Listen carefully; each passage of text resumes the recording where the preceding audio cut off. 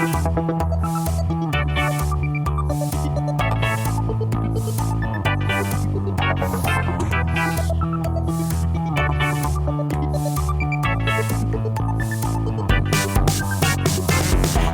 ou Tripoli, Vilnius ou Benghazi, Paris, Moscou, on fait le bunga, bunga.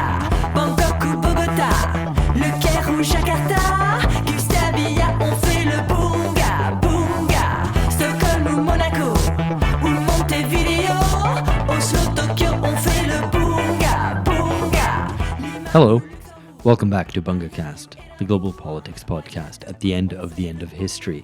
Today's episode is a little bit different. What you're about to hear are 3 talks given at a recent conference in California called Conspiracy Culture. First, you'll hear BungaCast contributing editor Catherine Liu's opening remarks, where she introduces Richard Hofstadter's classic essay, The Paranoid Style. Then it'll be co-host George Hoare on the paranoid style in British politics. And finally, it'll be Catherine again on zombies, clowns, and gangsters in contemporary capitalism. I'm Catherine Liu, and welcome to Conspiracy Culture, a 2-day symposium that brings together people and scholars trying to think beyond the left-right divide to understand the persistence of conspiracy theory in American politics, with a revisiting of Richard Hofstadter's 1964 essay, The Paranoid Style in American Politics. This conference came about in large part because of a UCHRI-funded multi-campus research group that originated in UCSB with Chelsea Roach and Kinna McGlanahan of the UCSB Film and Media Studies Department, and Kelly Donaghy of UCI, who's not here today. They were running the research group during the pandemic and beyond. They invited me to come to the Sedgwick Ranch in Santa Barbara, the home of Edie Sedgwick of Andy Warhol factory fame. I was struck by the open and collaborative atmosphere that the 3 of them set up in a multi-day symposium that addressed one of the most difficult objects of study for FMS and liberal scholars today, the rise of the alt-right in conjunction with internet and social media culture. The alt-right seems like a dated term because their worldview has been fully normalized and is firmly ensconced in the seats of power. The research group, Understanding the Alt-Right, however, was prescient in focusing its attention on the rise of political and social movements from the manosphere to New Age wellness and occult communities embedded in the internet and its ancillary spaces. We met then in another configuration with conspiracy culture as our object of study, supported with funding from the UCI Humanities Center at the Burns Pignon Research Station in Joshua Tree National Park this past January. This symposium today is the concluding event of the UC-supported aspect of the research group. Today is also the soft launch of an independent research institute, the Palm Springs School for Social Research. George Hoare and Tara Heffernan are members of the school, which will focus on providing an oasis for critical theory in the spirit, if not in the letter, of the Frankfurt School for Social Research. We find that with the collapse of liberalism and liberal institutions in a world characterized by political impasses and professional paralysis, we need to create an oasis of intellectual life and inquiry unfettered by academic limits and the liberal and radical dogma that have inhibited discussions of these difficult issues up until today. We want to provide a space where a ruthless critique of the present can be cultivated with an eye on a utopic horizon in which the social aspect of class, economics, and ideological critique can be restored to our various fields and disciplines. Please keep an eye out for announcements about the hard launch of the PSSR, which will take place appropriately in Frankfurt, Germany, over a few days from June 12th to June 14th, 2026. The public sphere, a generator of public opinion, has been dismantled and sold off in parts. Before media consolidation accelerated, journalism already became increasingly professionalized, neutral, and allegedly technocratic. Small-town newspapers, neighborhood newspapers, left-wing newspapers are basically a thing of the past. A generalized distrust of journalism and the liberal institutions that flared up during the Vietnam War accompanied or followed right-wing reaction against liberal institutions and the New Deal government policies. Hofstatder himself was writing from the high liberal point of view in the wake of McCarthyism right after the JFK assassinations, when his centrist, politically speculative form of thought still had a muscular theoretical apparatus behind it.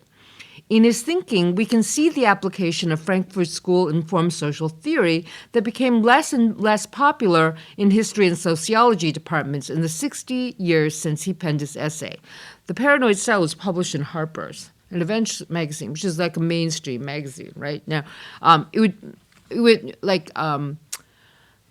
would stretch the imagination to think of Harper's publishing something like this today.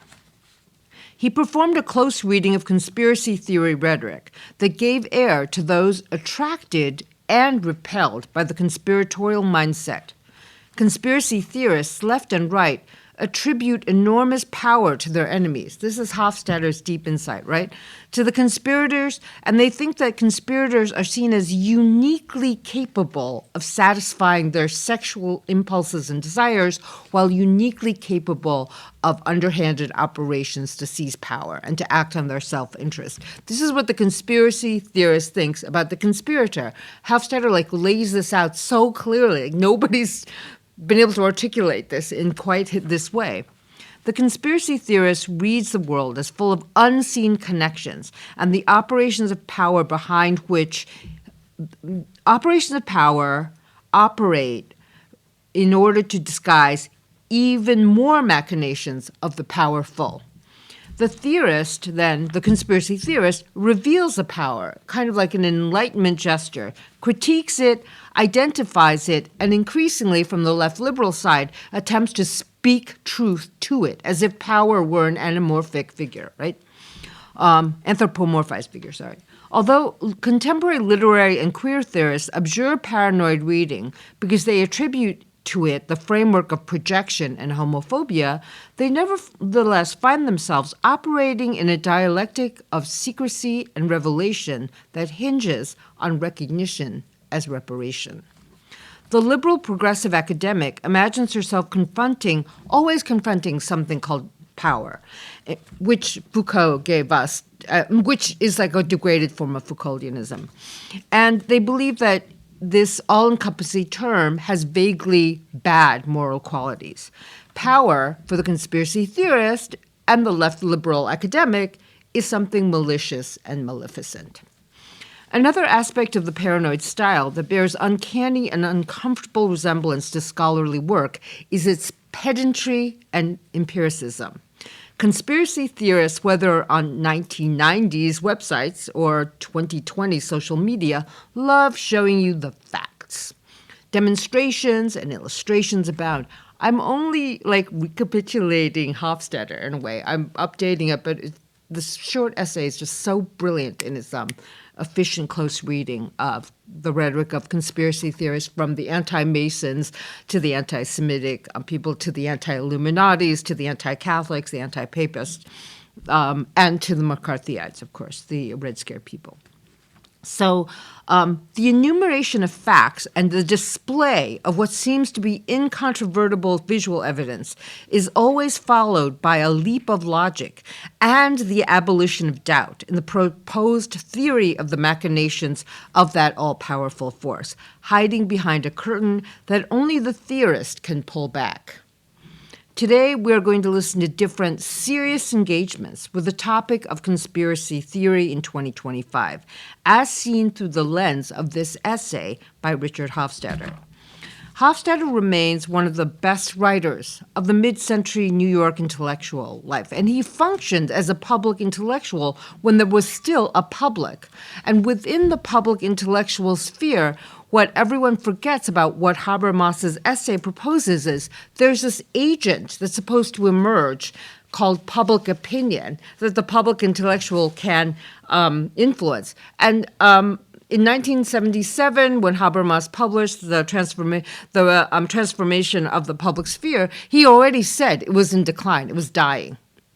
So today we don't even have this thing called public opinion lives in a fragmented corporate-owned media environment. And the troubled liberal institutions known as universities seem to have no power or interest in actually shaping or directing public opinion as such. We just follow along like, AI good, yay! But, of course, there are all these objections, and there are people who are objecting, but basically the administration is telling us AI good. Like, I can sit here and be like, AI bad, I'll tell you 100 reasons why, but, the admin people are like, they have infinite amount of money to give to professors to put AI in the classrooms. We can't hire anyone. We're in a hiring freeze. So our historical knowledge grows thinner by the day. Any historical materialist worth her salt would be worried about the degeneration of the general intellect, much less a public opinion. Hello friends, you've reached the end of a sample from an episode only available to subscribers. We put out 2 episodes a month for free. For access to the rest in its entirety, please join us at patreon.com/bungacast. For $7 a month, subscribers receive original, exclusive episodes with the entirety of the BungaCast cast. That's George Hoare, myself, Alex Hochuli, and our contributing editors, Philip Cunliffe, Amber Lee Frost, Catherine Liu, Lee Jones, Alex Gurevich, and Lee Phillips. We've got extended interviews with guests, episodes on current affairs, and original episodes on theory, history, and culture, so as to understand the crises of our times. We also have the BungaCast Reading Club, where Phil, George, and myself present the key books and essays necessary for understanding the world today, how we got here, and where we might be going. Subscribers also get a digital subscription to Damage Magazine, with whom we're partnered, and you can find all this info at patreon.com/bungacast. We do hope you'll join us. These are turbulent times, and ideologically confused ones as well. What we try to do is find political clarity, to move beyond the decadent age of Bunga Bunga.